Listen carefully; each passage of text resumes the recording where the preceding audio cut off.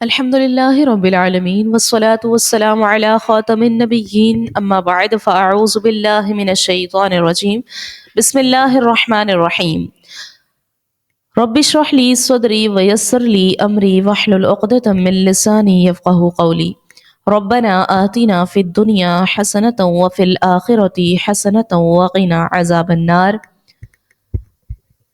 آمین بجاہ سید المرسلین صلی اللہ علیہ وسلم۔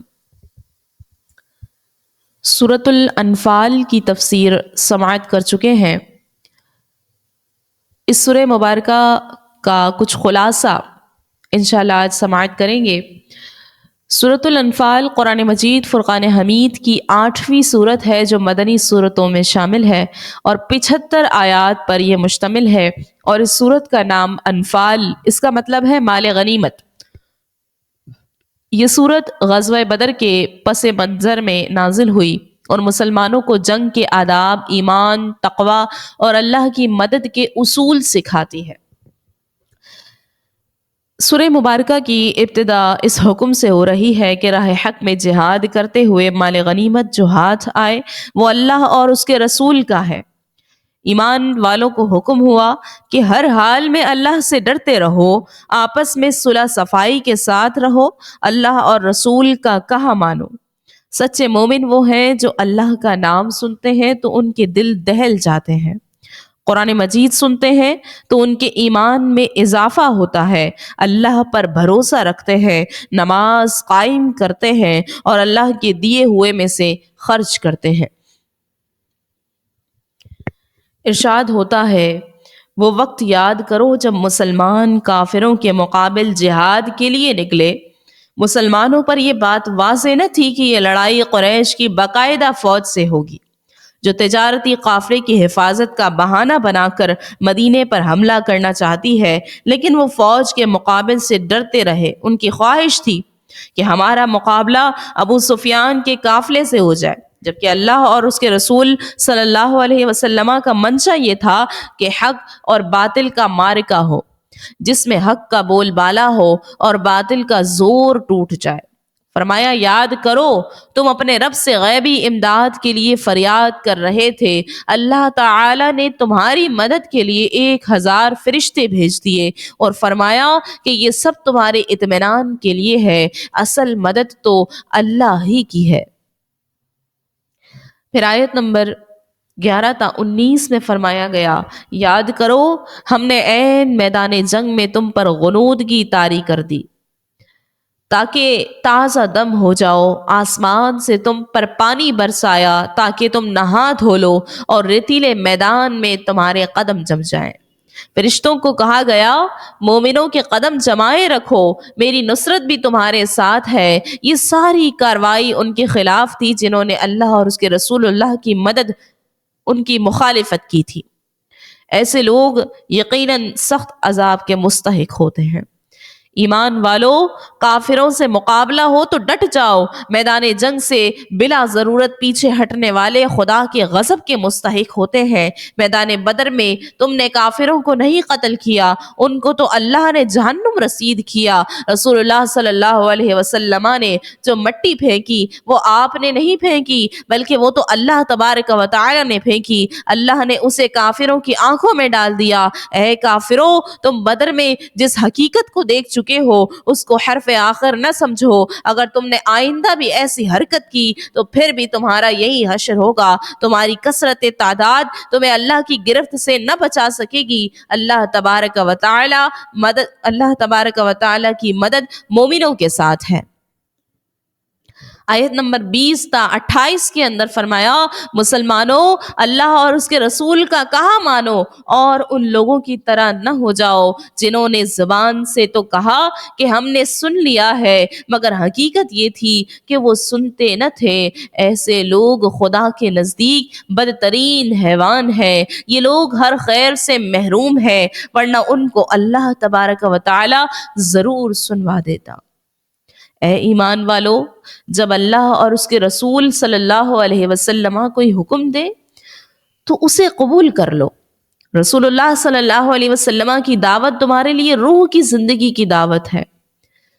اسے فوراً قبول کر لو۔ ان فتنوں سے بچو کہ جب ان کی آگ بھڑک اٹھتی ہے تو صرف انہی کو نہیں جلاتی جنہوں نے سلگائی، بلکہ سبھی لپیٹ میں آ جاتے ہیں کہ انہوں نے آگ لگانے والے کا ہاتھ کیوں نہیں پکڑا۔ اے ایمان والو، نہ خیانت کرو اللہ اور اس کے رسول سے، اور نہ خیانت کرو اپنی امانتوں سے، اس حال میں کہ تم جانتے ہو، یعنی فرائض کو ترک کر کے اللہ تبارک و تعالی کے ساتھ خیانت نہ کرو، اور سنت سے سرتابی کر کے اس کے رسول سے خیانت نہ کرو۔ اللہ کا دین امانت ہے، مسلمانوں کے پاس ان کا ملک امانت ہے، اس کا تمہیں امین بنایا گیا۔ اسی طرح مسلمانوں کے راز دشمن تک پہنچانا اور مسلمان ملک کو کمزور کرنے کے لیے کافروں اور اسلام دشمن قوتوں کے لیے کام کرنا، حکومت کے سربراہوں، اعلیٰ افسروں اور ملازموں کا اپنے فرائض کی ادائیگی میں کوتاہی کرنا، صنعت کاروں اور تاجروں اور کاروباری حضرات کا دیانتداری کو نظر انداز کرنا، حقیقت میں اللہ اور اس کے رسول صلی اللہ علیہ وسلم اور اپنی امانتوں میں خیانت کرنے میں داخل ہے۔ خیانت کا یہ جرم از حد سنگین ہے، اور اس پر مراتب ہونے والے نتائج بھی ملک و قوم، ملت اور دین کے لیے تباہ کن ہے۔ اس پر جو سزا ملے گی اس کی شدت اور سختی کا تم خود اندازہ کر لو۔ آیت نمبر 29 تا 37 میں فرمایا گیا، اے ایمان والو، اگر تم اللہ سے ڈرتے رہو تو وہ تمہیں حق اور باطل میں امتیاز کرنے والی قوت بنا دے گا، تمہاری کمزوریاں معاف کر دے گا اور تمہیں حق بخش دے گا۔ وہ دن نہ بھولو جب کافروں کا منصوبہ تھا کہ رسول اللہ صلی اللہ علیہ وسلم کو قید کر دیں، شہید کر دیں یا جلا وطن کر دیں، مگر ان کی سازشیں ناکام ہو گئیں۔ جب ان کے سامنے کلام اللہ پڑھا جاتا تو یہ کافر قرآن شریف کو پہلی قوموں کے افسانے بتاتے، یہ کہا کرتے تھے کہ اے اللہ، اگر یہ قرآن سچا ہے تو پھر ہم پر پتھروں کی بارش نازل کر دے، لیکن اے حبیب صلی اللہ علیہ وسلم، آپ اور ایمان والے مکے میں ان کے درمیان موجود تھے، ان پر عذاب کیسے آ سکتا تھا؟ اب یہ لوگ اللہ کے عذاب سے کیسے بچ سکتے ہیں جبکہ یہ اللہ کے بندوں کو مسجد الحرام سے روکتے ہیں، بیت اللہ کے پاس تالیاں پیٹتے اور سیٹیاں بجاتے ہیں۔ بے شک کفار اور مشرکین اپنا مال و دولت اسلام کا راستہ روکنے میں خرچ کر دیکھیں، یہ بالآخر مغلوب ہوں گے۔ اللہ تعالیٰ ناپاک کو پاک سے ضرور الگ کرے گا، ضرور وہ الگ کرے گا۔ فرشتے ان کو گرز مار رہے ہوں گے، یہ ان کی بدعمالیوں کا نتیجہ ہوگا۔ فرعونیوں کا بھی یہی حال ہوا تھا۔ جو بھی خدا کی نافرمانی کرتا ہے وہ سزا پاتا ہے۔ لوگوں کی نیتیں خراب ہوتی ہیں تو اللہ اپنی نعمتیں چھین لیتا ہے۔ کافر بدترین جانور ہے، ان کو ایسی سزا دیجیے کہ ان کی نسلوں کو بھی تمہارے مقابلے میں آنے کا حوصلہ نہ رہے۔ اگر کسی کافر گروہ سے آپ کو بد عہدی کا خطرہ ہو تو ان کا عہد انہی پر الٹا دو، خیانت کرنے والے اللہ کو پسند نہیں ہے۔ اے نبی، دشمنان اسلام کو یہ پیغام دے دو کہ اگر وہ اسلام دشمن ہتھ کنڈوں سے باز آ جائیں تو انہیں معافی مل سکتی ہے، ورنہ پہلی قوموں کی گرفت عالم دنیا کے سامنے موجود ہے۔ قتال فی سبیل اللہ اس وقت تک جاری رہے گی جب تک دنیا سے فتنہ اور فساد ختم ہو کر دین اسلام کا نظام پوری دنیا پر غالب نہ آ جائے۔ اللہ ہی مومنوں کا بہترین کارساز اور بہترین مددگار ہے۔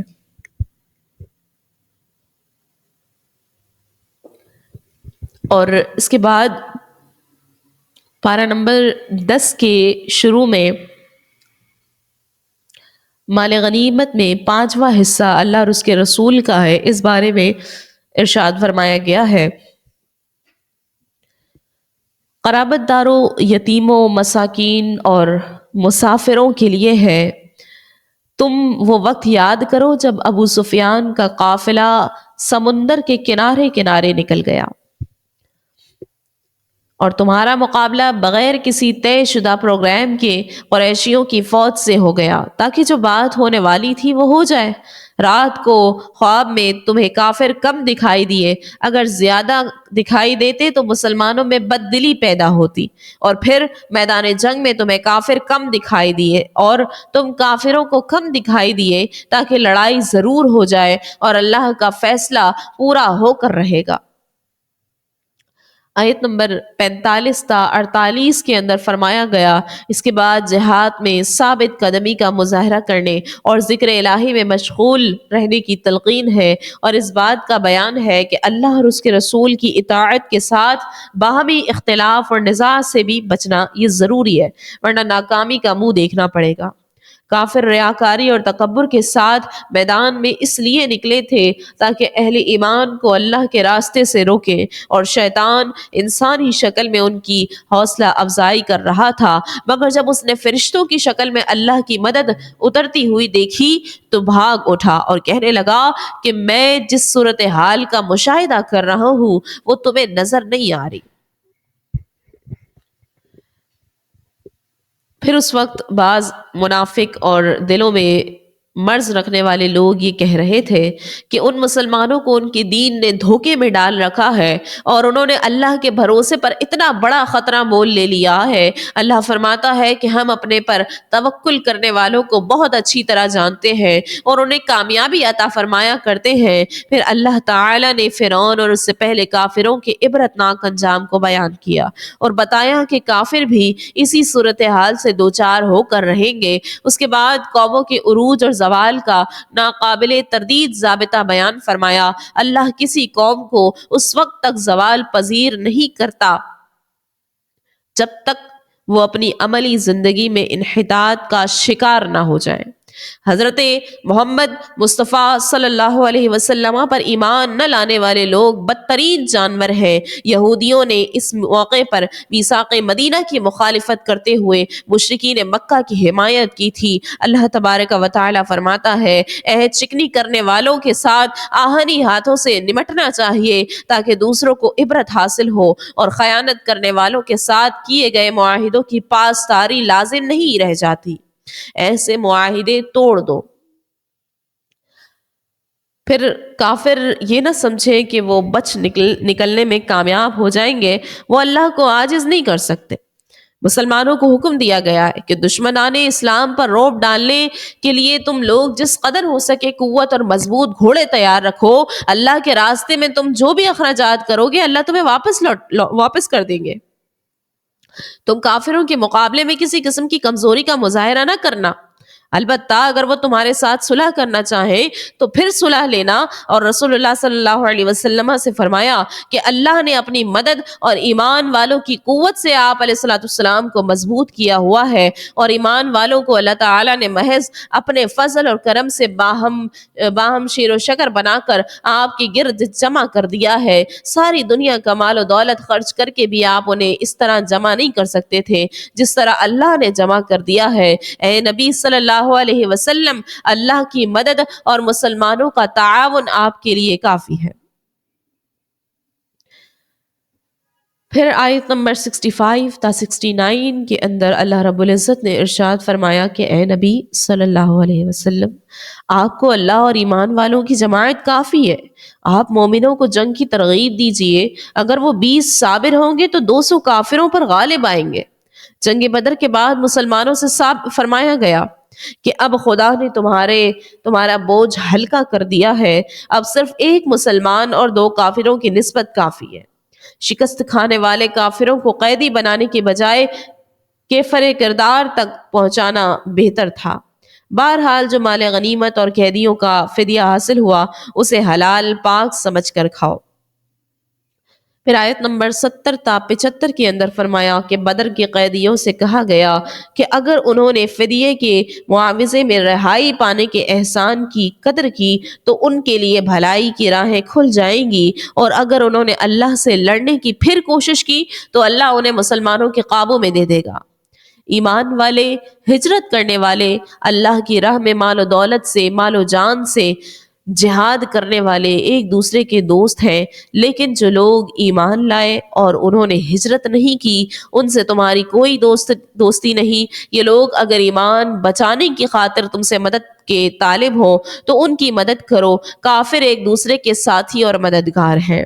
ایمان لانے والے مہاجرین، مجاہدین اور مدینے کے انصار پکے مومن ہیں، اور بعد میں ایمان لانے والے جنہوں نے ہجرت کی اور اللہ کی راہ میں جہاد کیا وہ بھی پہلے ایمان والوں کے پاکیزہ گروہ میں شامل ہیں۔ اللہ ہر بات کو جاننے والا ہے۔